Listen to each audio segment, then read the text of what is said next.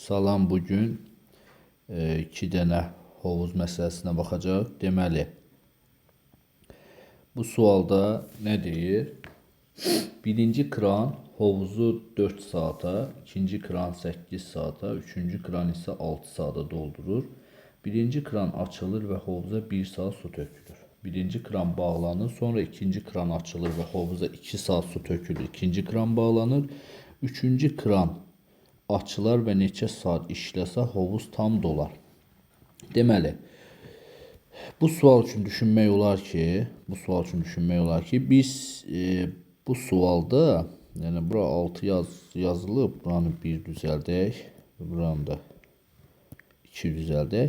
Birinci sual üçün düşünmək olar ki, xəyali bir ədəd götürürük. Yəni bu işçi hovuz məsələsində xəyali ədəd götürmək həqiqətən mükəmməl həldir. Çünki çox rahatlıqla həll etmək olur. Məsələn, birinci sual üçün xəyali ədəd nə götürərəm? Mənim tutalım ki, hovuzum var və hovuzum ümumilikdə həm 4-ə, həm 8-ə, həm 6-ya bölünən bir ədəd götürürəm. Məsələn, hovuzum 24 ton su tutar. Və birinci kran açılır, hovuza 1 saat su tökülür. Məsələn, bu olsun birinci kran. Birinci kran hovuzu 4 saata doldurursa, yəni 24 tonu bölərəm 4-ə, 6 ton. Yəni birinci kran 1 saata 6 ton hovuza su tökür. Bu birinci kran. İkinci kran 8 saata doldurursa 24'ü bölərəm 8'ə 3 ton. Yəni ikinci kran 1 saata 3 ton hovuza su tökər. Üçüncü kran isə 6 saata doldurursa 24'ü bölərəm 6'ya 4 ton. Yəni 1 saata üçüncü kran 4 ton su tökər. Deməli, birinci kran hovuza 1 saat su tökürsə, toplamda birinci nasos deyək, kran deyək, 6 ton su tökər. Sonra birinci kran bağlanır və ikinci kran açılır və hovuza 2 saat su tökür. İkinci kran baxırıq ki, 1 saata 3 ton su tökür. Deməli, 2 saata ikinci kranda 6 ton su tökmüş olar. Və ikinci kran bağlanır, üçüncü kran açılır.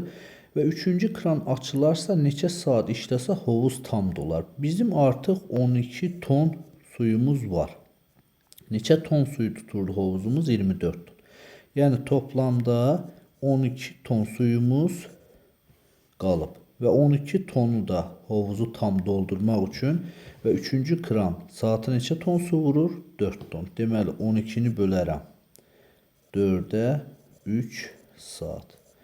Yəni üçüncü kran açılsa 12 ton suyu, yəni hovuzu tam doldurmaq üçün toplamda 3 saat vaxt sərf edər. Keçirəm ikinci misala.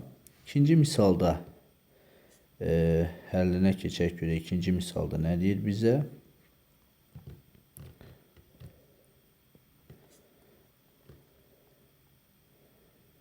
Deməli, ikinci misalın məsələn şərti belədir. Eyni gücə malik 5 nasos birlikdə hovuzu 8 saata doldura bilir. Tutalım ki, yenə də bir dənə hovuzumuz var. 5 dənə eyni gücə sahib olan 5 dənə nasosdur. Hamısı doldurur.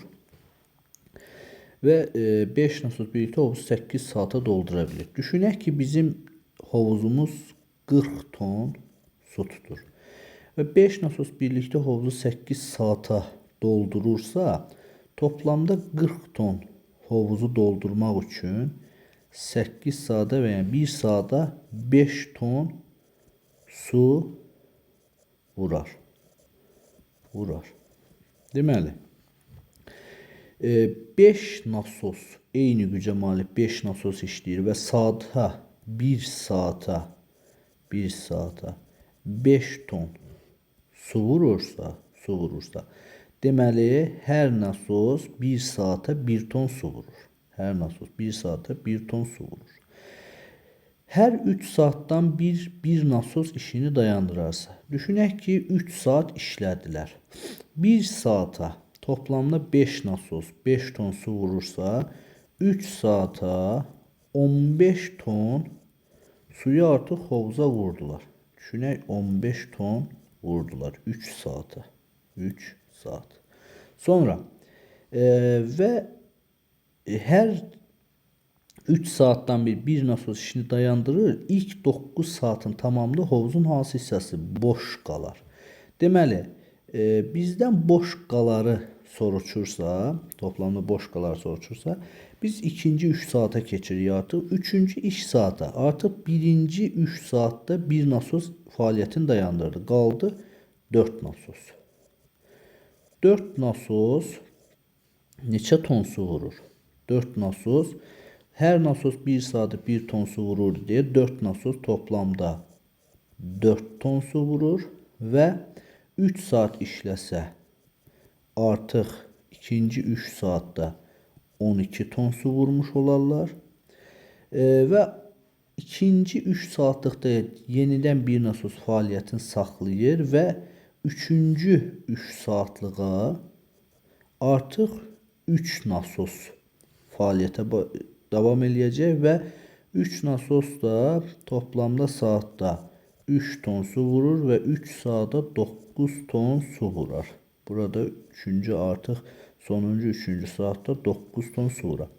Toplamda bizim hovuzumuza 15, 12 və 9 36 ton su dolub. Hovuzumuz neçə ton idi? 40 ton.